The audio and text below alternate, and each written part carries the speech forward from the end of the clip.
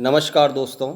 आज हम जिस मानसिक रोग के बारे में बात कर रहे हैं वह एक मेजर मेंटल डिसऑर्डर है। उसका नाम है स्किज़ोफ्रेनिया।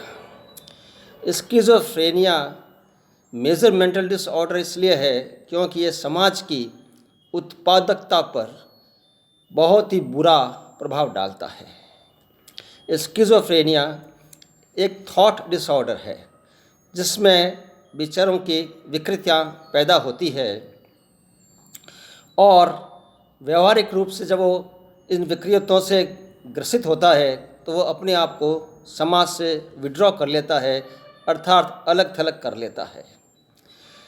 उसको हेलुसिनेशंस होते हैं।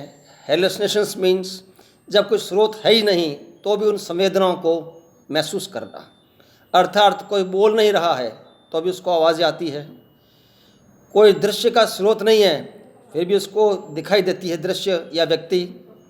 उसी तरह से वह डिल्यूजन्स से ग्रसित होता है। डिल्यूजन्स का मतलब फॉल्स फिक्स्ड आइडियाज़, यानी कि असत्य है लेकिन उसने वो फिक्स्ड आइडियाज़ बना रखे हैं। उसको आप रीजनिंग दो, समझाओ, लेकिन फिर भी वह उन विचारों को नहीं छोड़ता है। उसके अंदर जैसे किसी के प्रति वहम के विचार पैदा हो चुके हैं तो वो उसको वहम के विचार कितनी बार भी आप करेक्ट करने की कोशिश करो लेकिन उसको तो वो विचार बने ही रहेंगे।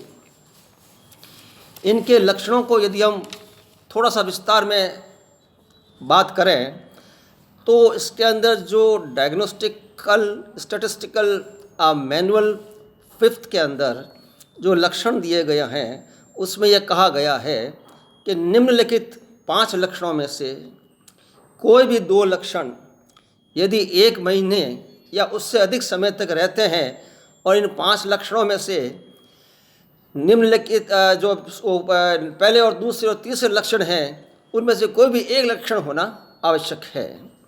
तो इन लक्षणों की यदि हम गिनती करें 1 2 3 4 5 से, तो पहला लक्षण है डिल्यूजन्स।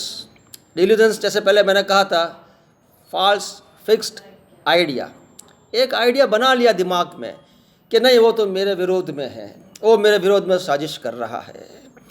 किसी ने मेरे दिमाग में कोई ऐसी चिप लगा दी है, ऐसी कोई इलेक्ट्रॉनिक चिप लगा दी है जिससे व्यक्ति मेरे को नियंत्रित कर रहा है।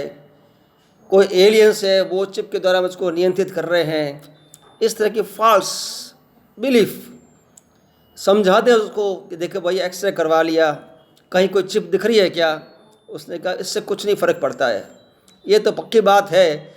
और उसने ऐसी चिप लगाई जो एक्सरे भी नहीं आती है। अब उसने ये डिल्यूजन अंदर बना लिया तो वो अनशेकेबल है, भले वो फॉल्स है।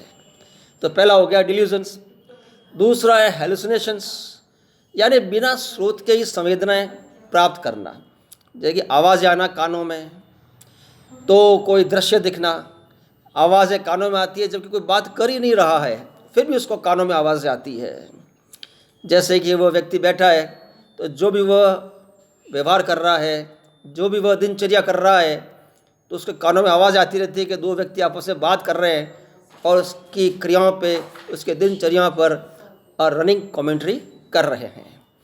उस तरह से कमांडिंग वॉइसेस आती है कानों में कि उठो, खड़े हो जाओ, चलो चढ़ जाओ ऊपर छत पर, चलो ये चाकू उठा लो, जो सामने आ रहा है उसको चाकू घोंप दो, इत्यादि इत्यादि। बड़ा खतरनाक मामला है ये। उसके बाद में डिसऑर्गेनाइज स्पीच, वो क्या बोल रहा है, किस तरह की बात कर रहा है, पूछने पर क्या जवाब दे रहा है, इसका कोई अता पता नहीं रहता है। उसकी स्पीच में एक बार तो वो कलकत्ता की बात करेगा, कलकत्ता की बात पूरी नहीं होगी तो कानपुर की बात शुरू कर देगा।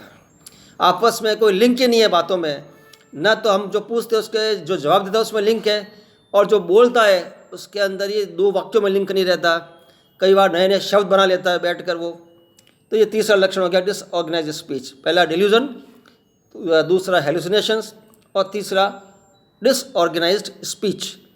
और पहले जैसे मैंने कहा था इन 3 में से एक लक्षण तो होना आवश्यक ही है। और कोई भी 2 या उससे अधिक लक्षण यदि उसके पास में है तो इन 2 या उससे अधिक लक्षणों में से इन 3 में से एक लक्षण होना आवश्यक है, डिल्यूजन, हेलुसिनेशंस और तीसरा डिसऑर्गेनाइज्ड स्पीच।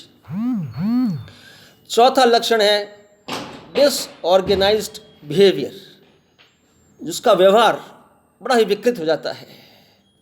कई बार तो विड्रॉल में चला जाता है, तो चुपचाप बैठा रहता है, 10 बार पूछो उससे कोई भी चीज़ वो जवाब ही नहीं देता है। कई बार खड़ा होके जैसे कि अंतरिक्ष में किसी से बातें कर रहा है, किसी को इशारा कर रहा है, तो कई बार बैठे बैठा बिना मतलब ही हंस रहा है, मुस्कुरा रहा है, मन ही मन बड़बड़ा रहा है। तो कई बार तो एक टांग पे कई घंटों तक खड़ा है, तो कई बार हाथों को ऊपर करके घंटों तक खड़ा है, तो उसका व्यवहार का कोई अता पता ही नहीं है। तो ये डिसऑर्गेनाइज्ड बिहेवियर। और पांचवा, नेगेटिव सिम्टम्स। नेगेटिव सिम्टम्स में जो इमोशनल जो उसका है रेस्पॉन्स, वो डिमिनिश्ड हो जाता है। चुपचाप बैठता है, नेगेटिविटी हो जाती है, 10 बार बदलाओ तो एक बार जवाब देगा तो देगा, नहीं तो नहीं देगा, चेहरे पे ऐसे लेगा कोई भाव शून्य बैठा हो। यह बीमारी सामाजिक, व्यावसायिक एवं अध्ययन संबंधी गतिविधियों को अत्यधिक प्रभावित करती है, और यह जो इसका उत्पादकता है समाज की, वह एकदम खत्म हो जाती है। यह कुछ प्रारंभिक रूप में हमने स्किज़ोफ्रेनिया के बारे में चर्चा की। अगले वीडियो में इसके कुछ और पहलुओं पर विचार करेंगे।